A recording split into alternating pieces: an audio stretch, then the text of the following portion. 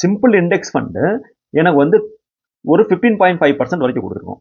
இதுதான் நம்மளுடைய base value. இப்போ இதை வச்சு நம்ம வந்து ஒரு ஃபில்டர் பண்ணுவோம். இங்க பாருங்க, கீழே இருந்து மேலே போவோம். 10.1, 11.3, 12.4, 13.3, 14.2, 14.3, 14.6. அப்போ 15.5% வந்து நம்ம வந்து பேஸ் வேல்யூ வச்சு நம்ம வந்து எலிமினேட் பண்ணோம் அப்படின்னா 15.7 வரைக்கும் இருக்க ஃபண்டை வந்து நம்ம எல்லாத்தையும் எலிமினேட் பண்ணுவோம். இப்போ எலிமினேட் பண்ணேன் அப்படின்னா எனக்கு இந்த எல்லா ஃபண்டுமே வந்து சூட்டபிள் ஃபண்டு கிடையாது. ஏன் சூட்டபிள் ஃபண்டு கிடையாது அப்படின்னா, சிம்பிள் இண்டெக்ஸ் ரிட்டர்ன் எனக்கு வந்து 15.5% கொடுக்குற மாதிரி இருந்துச்சு அப்படின்னா, நான் வந்து எதுக்கு வந்து மியூச்சுவல் ஃபண்ட்ல இன்வெஸ்ட்மெண்ட் பண்ணணும்?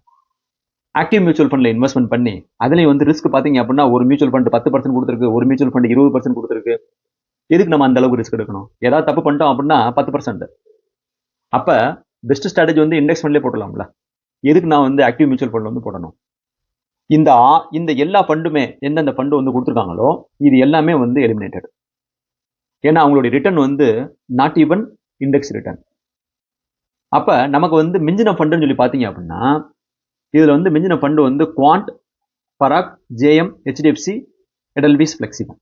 ஸோ நம்மளுடைய லைஃப் வந்து ஈஸி ஆயிடுச்சு. அப்போ இந்த 5 ஃபண்டில் எது வந்து பெஸ்ட் ஃபண்ட் அப்படின்றத வந்து கொஞ்சம் வந்து அனலிசிஸ் பண்ணி பார்ப்போம். எக்ஸ்ட்ரா டேட்டா வச்சு அனலிசிஸ் பண்ணி பார்ப்போம். இப்போ இந்த டேட்டாவில் வந்து பார்த்தீங்க அப்படின்னா, சிஏஜிஆரை பார்த்தீங்க அப்படின்னா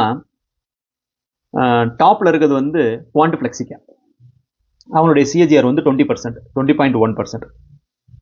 பராக் வந்து 18.5%, ஜேஎம் ஃபிளெக்சி வந்து 18.2%, ஹெச்டிஎஃப்சி 17.3%, எடல்வைஸ் 16.4%.